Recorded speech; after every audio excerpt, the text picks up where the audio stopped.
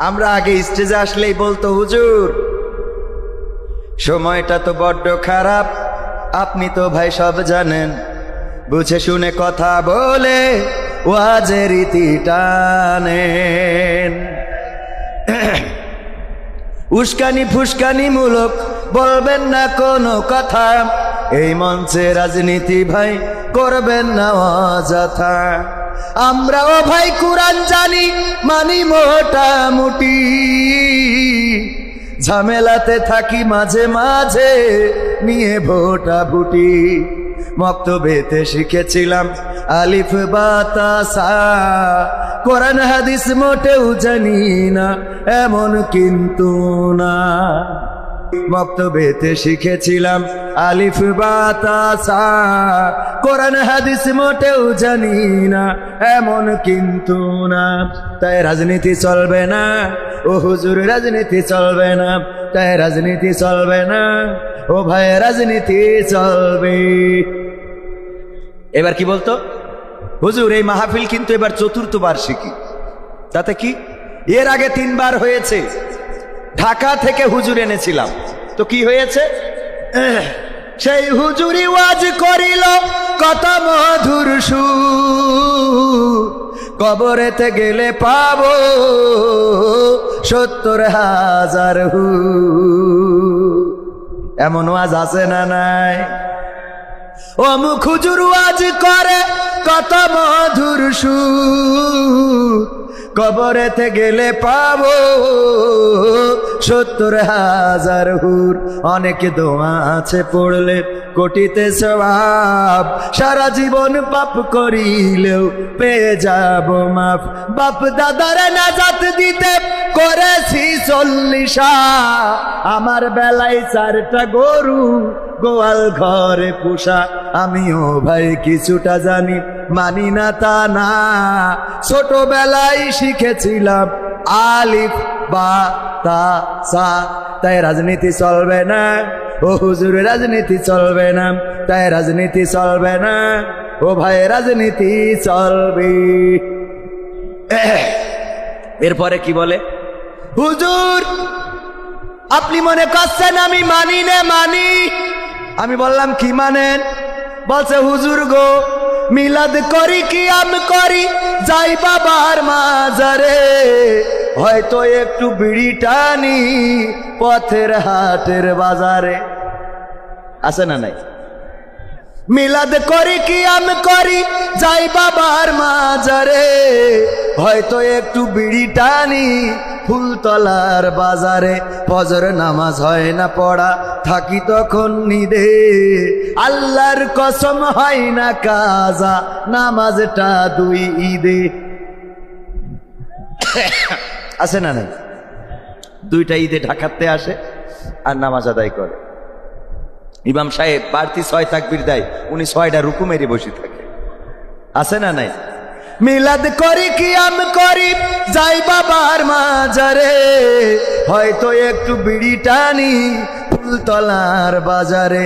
ফজর নামাজ হয় না পড়া, থাকি তখন নিদে, আল্লাহর কসম হয় না কাজা, নামাজটা 2 ঈদে।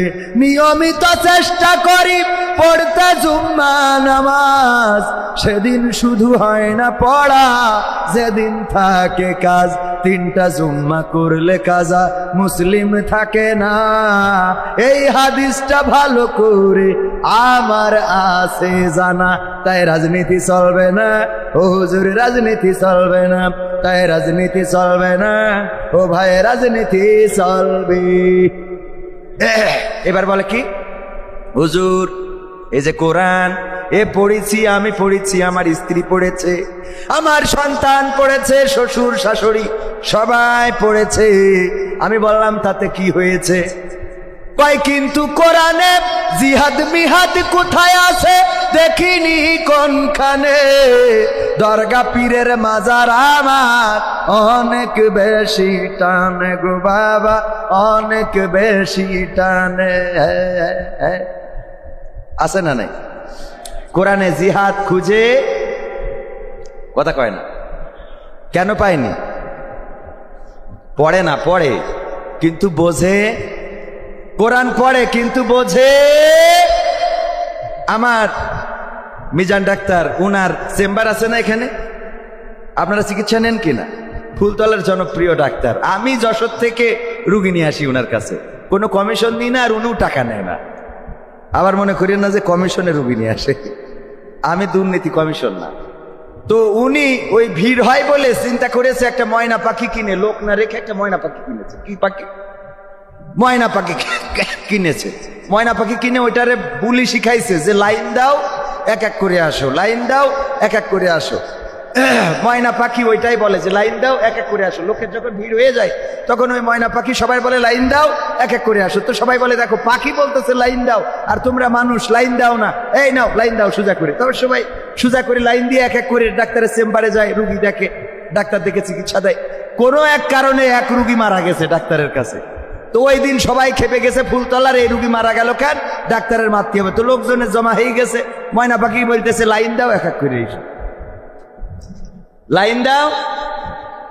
আচ্ছা, ওইভাবে যদি লাইন দিয়ে সিরিয়াল বাই সিরিয়াল ওনার চেম্বারে মারার জন্য ঢোকে, তা কি আর জানাজা দাফন কাফনের দরকার আছে? কথা কয় না। তাই ময়না কি বুঝেছে যে আসলে ও কি বলছে?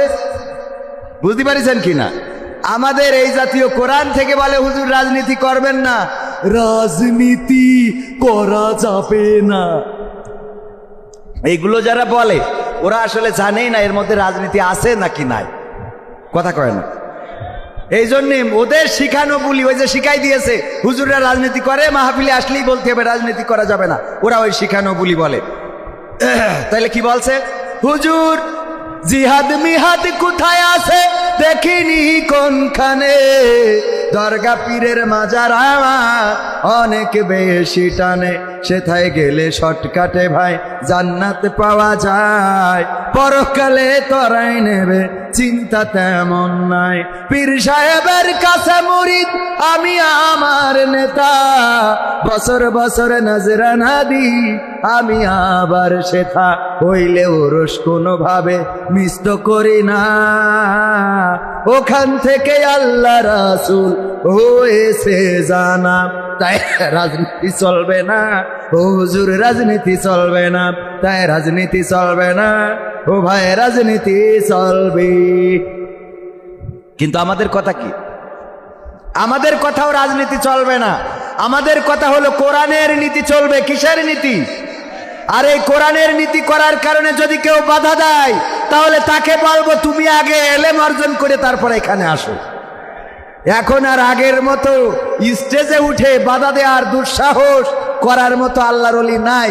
তবে দুই একজন আবার তৈরিও হচ্ছে, কারণ শূন্য বাগানে ওই যে বলতেছে যে বাজারে চাঁদা দাবি করতো, ওরা তো সব চলি গেছে, আমরা এসে হাল ধরেছি। কথা কয় না? হাল ধরার লোক আছে না নাই? তো এই বাগানেও যদি কেউ হাল ধরতে চায় তাদেরকে বলবো এই বাগানে ওই হাল ধরার জন্য আসবেন না, বরং কোরআন যেন শুনতে পারে সেই হাল ধরার জন্য আসবেন। তা না হলে বাংলাদেশের মানুষ আপনার বেহাল করে ছেড়ে দিবে। ঠিক না বে ঠিক?